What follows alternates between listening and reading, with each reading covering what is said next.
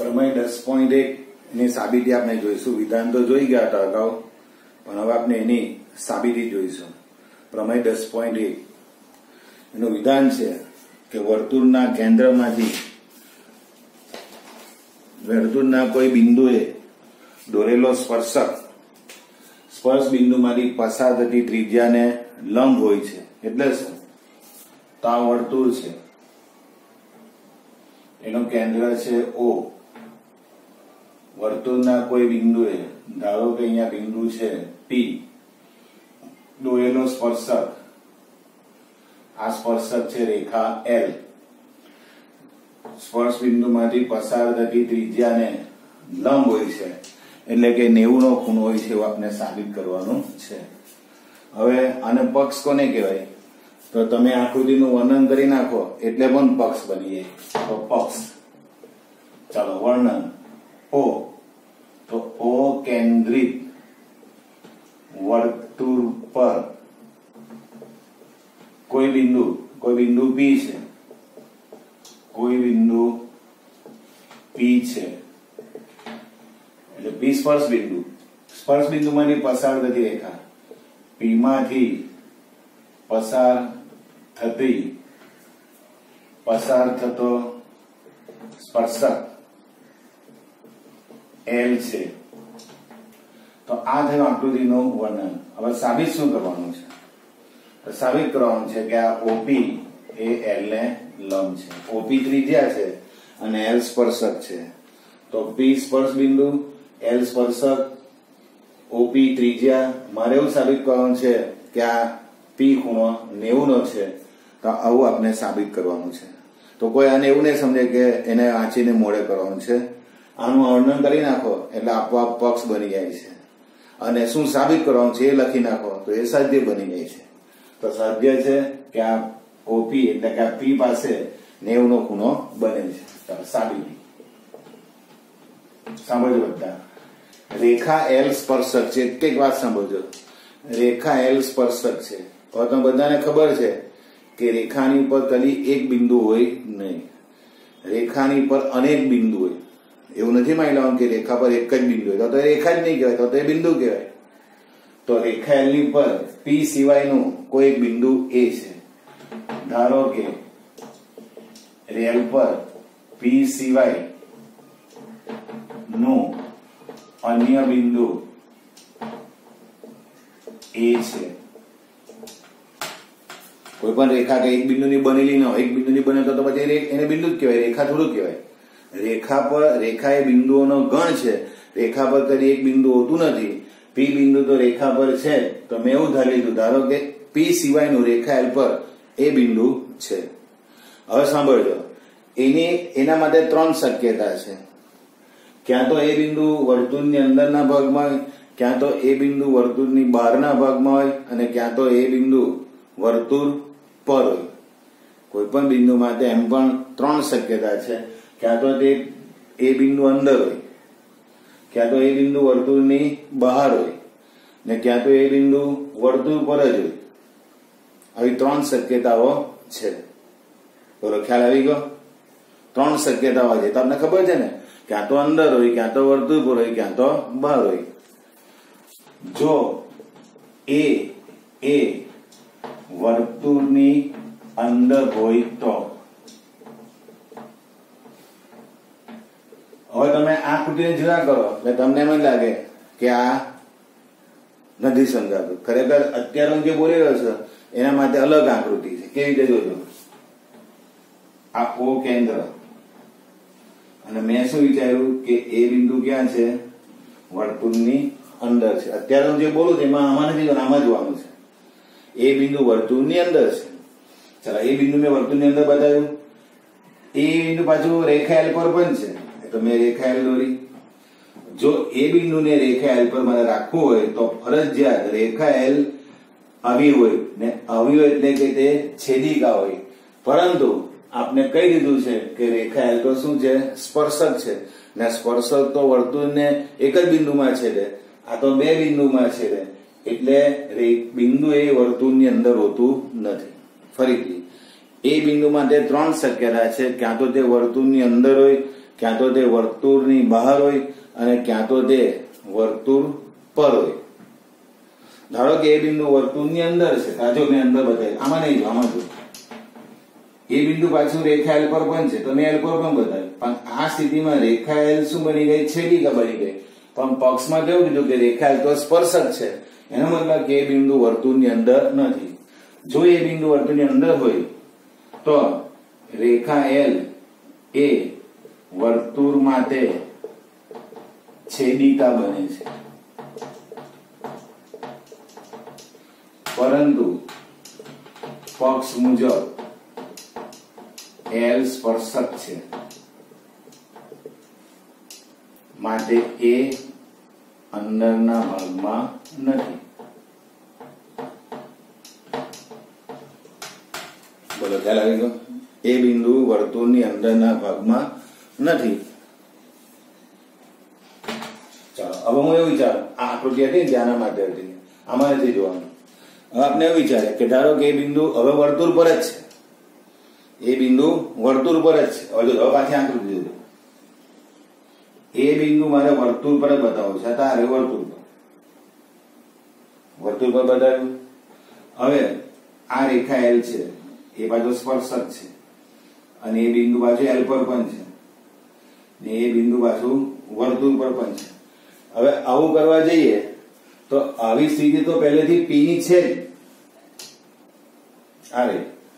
આવી સ્થિતિ તો પહેલેથી પી ની છે.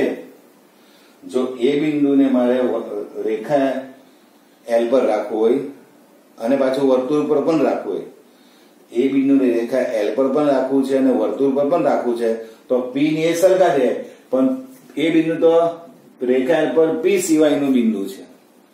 એનો મતલબ કે એ બિંદુ એ વર્તુળ પર પણ હોઈ શકે નહીં.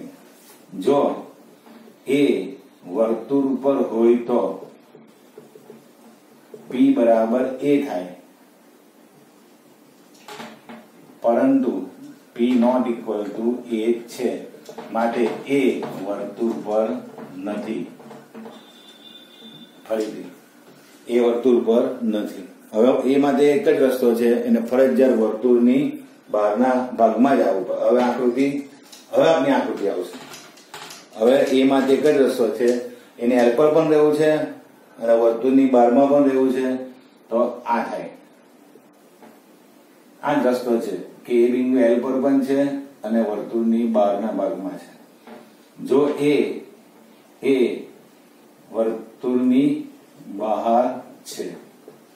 હવે આ સ્થિતિમાં હું એ ને ઓ સાથે જોડી દઉં અને ઓએ ને ઓપી ની વાત કરીએ તો સ્વાભાવિક છે કે ઓએ અંતર કેવું થાય? વધી જાય ને ઓપી અંતર ઘટી જાય. એનું કારણ છે કે બહાર આવેલા દરેક બિંદુ કેન્દ્રથી ત્રિજ્યા કરતા વધારે અંતર ધરાવે છે. આ ઓપી ત્રિજ્યા છે, એ બિંદુ બહાર છે, એટલે ઓએ અંતર ઓપી કરતા વધારે જ હોય. એ બિંદુ વર્તુળની બહાર છે તો હંમેશા ઓપી અંતર ઓએ કરતા ઓછું જ થાય. અને નવમા ધોરણમાં એક વાત હતી કે રેખાની બહારના બિંદુ સાથે જોડતા રેખાખંડોમાં જે સૌથી ઓછા માપનો રેખાખંડ હોય તેને લંબ હોય. તો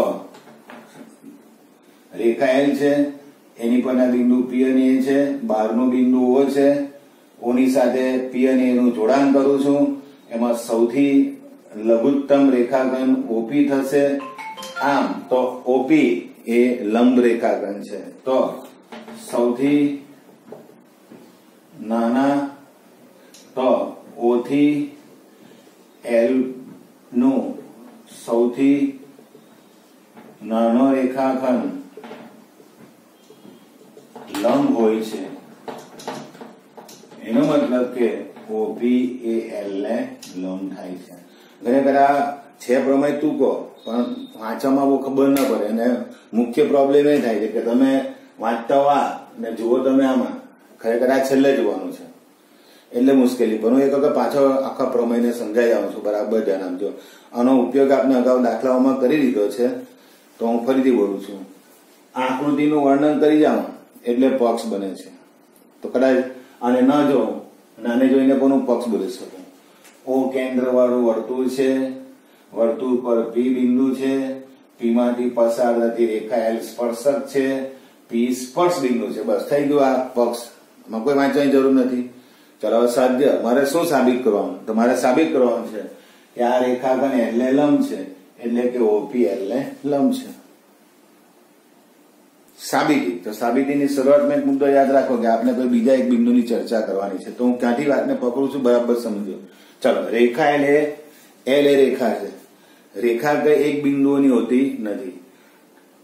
રેખા જો એક જ બિંદુની હોય તો તેને રેખા કહેવામાં આવતી નહીં, તો તેને બિંદુ જ કહેવું પડે. રેખા એલ ઘણા બિંદુઓની છે. રેખા એલ પર ઓલરેડી પી બિંદુ છે, તો કદાચ ધારો કે રેખા એલ પર બીજું પણ બિંદુ છે એ, પણ એ પી સિવાય, કારણ કે પી તો પહેલેથી જ છે. તો મેં શરૂઆત કરી, ધારો કે એલ પર બિંદુ પી સિવાયનું અન્ય બિંદુ એ છે. એ બિંદુ એલ પર છે પણ પી સિવાયનું છે. ચલો, હવે એ બિંદુ માટે 3 રસ્તા છે. ક્યાં તો તે વર્તુળની સાપેક્ષમાં એના 3 રસ્તા છે. સમતલ પર વર્તુળની સાપેક્ષમાં એના 3 સ્થાન છે. ક્યાં તો એ વર્તુળની અંદર હોઈ શકે, ક્યાં તો એ વર્તુળ ઉપર હોઈ શકે, ક્યાં તો એ વર્તુળની બહાર હોઈ શકે. જો તે વર્તુળની અંદર હોય તો હવે તમે આમાં જોવો તો નહીં ચાલે. આકૃતિ જુઓ. જો એ વર્તુળની અંદર હોય અને સાથે સાથે એલ પર પણ હોય તો મારે ફરજિયાત આમ જ દોરવું પડે. નવા સંજોગોમાં એલ વર્તુળની છેદિકા બને છે, પરંતુ પક્ષમાં તો કીધું છે કે એલ તો સ્પર્શક છે.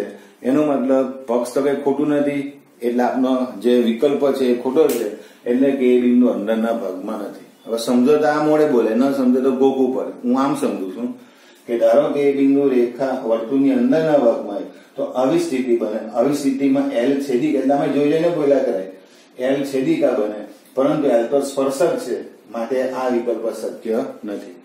હવે તમને કેમ નહીં આવે? કારણ કે તમે આ વાંચો ને જોવામાં ખરેખર આ છેલ્લા વિકલ્પની આકૃતિ છે, એટલે પણ ન ખબર પડે. તો આ રીતે જે અંદરના ભાગમાં નથી. ચાલો, બીજો રસ્તો છે. ધારો કે એ બિંદુ વર્તુળ પર છે, વર્તુળ પર છે અને એલ પર તો છે, તો મારે આવી આકૃતિ દોરવી પડે. એ વર્તુળ પર પણ અને એલ પર પણ આવી સ્થિતિ વર્તુળ પર પણ છે અને રેખા એલ પર પણ છે, પણ આવી સ્થિતિ તો પહેલેથી પી બિંદુની છે અને એ બિંદુ તો પી સિવાયનું બિંદુ છે. આવી સ્થિતિ પહેલેથી પી બિંદુની છે પક્ષ મુજબ, કારણ કે સ્પર્શકનું સ્પર્શ બિંદુ એક જ હોય. એનો મતલબ કે જો વર્તુળની ઉપર હોય તો પી ને એ બરાબર થઈ જાય. એ પણ શકે નહીં, કારણ કે આપણે એ બિંદુ પી સિવાય લીધું છે. એનો મતલબ કે એ વર્તુળ પર નથી, એ વર્તુળની અંદર નથી, એ વર્તુળ પર નથી. હવે એની પાસે એક જ રસ્તો છે કે એ બિંદુ વર્તુળની બહાર છે. હવે આકૃતિ આપની સાચી. આ એ બિંદુ મેં વર્તુળની બહાર લીધું, પાછી એલ પર પણ લીધું. આ સંજોગોમાં તમે આમ જોઈન્ટ કરો છો તો 2 રેખાખંડ થયા, ઓપી અને ઓએ. હવે આની સરખામણી કરો, હંમેશા ઓપી નું મૂલ્ય ઓછું જ થાય, કારણ કે પી બિંદુ વર્તુળ પર છે, એ બિંદુ વર્તુળની બહાર છે. તો બહાર એટલા માટે છે કારણ કે તેનું કેન્દ્રથી અંતર ત્રિજ્યા કરતા વધારે છે. એટલે ઓલવેઝ ઓપી લેસ ધેન ઓ જ થાય. અને જો ઓપી હંમેશા લેસ ધેન જ થવાનું હોય તો ઓપી એ ઓ થી એલ નું સૌથી નાનો રેખાખંડ છે અને એ હંમેશા લંબ હોય છે.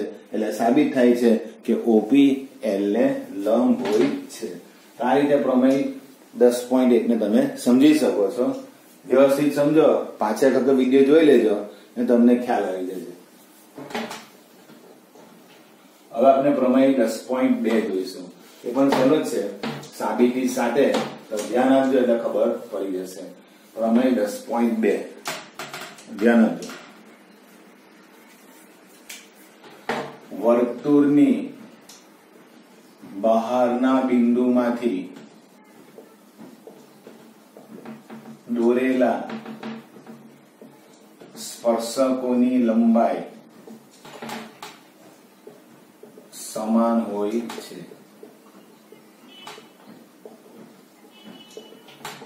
ચલો પહેલા આપણે આકૃતિ દોરી એટલે ખબર પડશે. વર્તુળની, તારે વર્તુળ, હવે કેન્દ્ર તો બોલવું જ પડે. બહારના બિંદુમાંથી, ધારો કે આ છે બહારનું બિંદુ, દોરેલા સ્પર્શકો તમને અગાઉ ખબર છે વર્તુળની બહારના બિંદુમાંથી વર્તુળ પર બે સ્પર્શકો દોરી શકાય. તો સમજો કે આ એક સ્પર્શક દોર્યું એ અને આ બીજું સ્પર્શક દોર્યું છે પીબી. આ બે સ્પર્શકો છે. વર્તુળ તો વર્તુળ, બહારનું બિંદુ તો પી, દોરેલા સ્પર્શકો તો પીએ અને પીબી. હવે સ્પર્શકની લંબાઈ કોની ગઈ તો પીએ અને પીબી. પીએ એ આ સ્પર્શકની લંબાઈ ને પીબી એ આ સ્પર્શકની લંબાઈ. તો મારે એવું સાબિત કરવું છે કે પીએ બરાબર પીબી, એટલે આપનું સાધ્ય છે. ફરીથી વર્તુળ. હવે પક્ષ લખો તો આમથી લખી શકાય. આકૃતિનું વર્ણન કરો એટલે પણ પક્ષ બની જાય. હું લખતો નથી પણ તમે સમજી શકો. આનું વર્ણન કરું. ઓ કેન્દ્ર વાળું વર્તુળ, બહારનું બિંદુ પી, પી માંથી વર્તુળ પર દોરેલા બે સ્પર્શકો પીએ અને પીબી. થઈ ગયું પક્ષ. આમાં ક્યાં મોડે કોણ આવ્યું? અને જોઈને બોલો નહીં, આ વાંચો જ નહીં, આનું વર્ણન કરો. ઓ કેન્દ્ર વાળું વર્તુળ, બહારનું બિંદુ પી, પી માંથી દોરેલા વર્તુળના બે સ્પર્શકો પીએ અને પીબી છે. અને સાધ્ય પીએ બરાબર પીબી. આ અંતરને આ સ્પર્શકની લંબાઈ કહેવાય, આ અંતરને આ સ્પર્શની લંબાઈ કહેવાય. મારે એને સમાન બનાવવાની છે. તો આપનું સાધ્ય છે. તમે પક્ષ લખ્યું નથી પણ તમે આમથી લખી શકો. હવે સાબિતી. હવે હું આમ જોડી દઉં તો એક ત્રિકોણ બને છે ઓપીબી. ને અહીંયા જોઈન કરી નાખું તો એક બીજો ત્રિકોણ બને છે ઓએપી. ત્રિકોણ ઓબીપી અથવા ઓપીબી અને ઓપીએ. તે પહેલા હમણાં આગળ એક પ્રમેય જોઈ ગયા 10.1 એના પરિણામનો ઉપયોગ કરીશું. હમણાં આપણે એવું જોઈ ગયા કે સ્પર્શ બિંદુ એમાંથી સ્પર્શક અને એમાં ત્રિજ્યા એટલે આ ખૂણો કેવો થાય 90 નો થાય. તેવું છે સ્પર્શ બિંદુ, સ્પર્શક અને ત્રિજ્યા એટલે આ ખૂણો હંમેશા 90 નો જ થાય. તો બધાને પ્રમેય 10.1 ખબર જ છે. તો પ્રમેય 10.1 મુજબ ખૂણો એ અને ખૂણો બી કેવો થાય છે 90 નો થાય છે. સ્પર્શ બિંદુમાંથી સ્પર્શક અને ત્રિજ્યા વચ્ચેનો ખૂણો કેવો થાય છે 90 નો થાય છે. પછી તમને ખ્યાલ આવી જાય છે. હવે હું આ બે ત્રિકોણને ત્રિકોણ OPA અને ત્રિકોણ OPB આ બે ત્રિકોણમાં તમને જે કેવું તે જોવાની જરૂર છે. OPA એટલે આ ત્રિકોણ અને OPB એટલે આ ત્રિકોણ અને જોયા કરો. ચાલો બંનેમાં OA ને OB સરખા. કેમ? તો OA ત્રિજ્યા, અહીંયા OB પણ છે. એમ ભલે ત્રિકોણની બાજુ છે પણ વર્તુળમાં જે ત્રિજ્યા છે એટલે બંને ત્રિજ્યા છે એટલે બંને સરખા. ચાલો આમાં A ખૂણો 90 નો છે ને પેલામાં B ખૂણો 90 નો છે. બંને સરખા. કેમ? કારણ કે બંને 90 ના છે. આ રહ્યા. ચાલો પછી આમાં OP બાજુ છે ને પેલામાં પણ OP બાજુ છે. કોમન છે, સામાન્ય બાજુ છે એટલે બંને સરખા. હવે ગયા વર્ષે આપણે જોઈ ગયા હતા કાકબા પ્રમેય. કા એટલે કાટખૂણો, ક એટલે કર્ણ, બા એટલે બાજુ. જો કોઈ બે કાટકોણ ત્રિકોણમાં કાટખૂણાની એક જોડ સરખી હોય, કર્ણની જોડ સમાન હોય, અન્ય એક બાજુની જોડ સમાન હોય તો એ બંને ત્રિકોણો એકરૂપ કહેવાય. તો જો આ કાટખૂણો, પછી આ ક ને આ બા, કાટખૂણો કર્ણ બાજુ, કાટખૂણો કર્ણ બાજુ. આ છે કાટખૂણો, પછી આ છે કર્ણ અને આ બાજુ. તો આ રીતે કાકબા પ્રમેય મુજબ આ બે ત્રિકોણ કેવા થયા? એકરૂપ થયા. હવે ગમે તેમ નહીં બોલવાનું. OPA તો O પર ગયા પછી કર્ણ આવ્યું P અને પછી કાટખૂણો આવ્યો તો પેલું ગમે તેમ નહીં બોલાય. O કર્ણ ગયા P અને કાટખૂણો તો OPA અને OPB એ એકરૂપ ત્રિકોણો થાય છે. હવે તમને જેને આ સમજ પડે એટલે એને વાંચવાની કોઈ જરૂર નહીં કારણ કે બધી વસ્તુ અંદરથી લખી જોઈને જ લખાઈ છે. કયા બે ત્રિકોણો, કાટખૂણાની કઈ જોડ, કઈ કર્ણની જોડ ને કઈ બાજુની જોડ. હવે જો કોઈ બે ત્રિકોણ તમે આવી રીતે એકરૂપ સાબિત કરો તો એની અનુરૂપ બાજુઓ સરખી થાય. તો છેલ્લા બે નામ PA તો અહીંયા મારે છેલ્લા બે નામ લેવા તો અનુરૂપ કહેવાય PB. આમ કરીને સાબિત થાય છે કે PA બરાબર PB. તો તદ્દન સહેલો પ્રમેય છે. બે ત્રિકોણ છે અને બંને ત્રિકોણને આપણે કાકબાના આધારે એકરૂપ સાબિત કરવાની વાત છે. એક વખત હું પાછું બોલી જાઉં છું કે કયું વિધાન છે, કયું પક્ષ અને કયું સાધ્ય છે.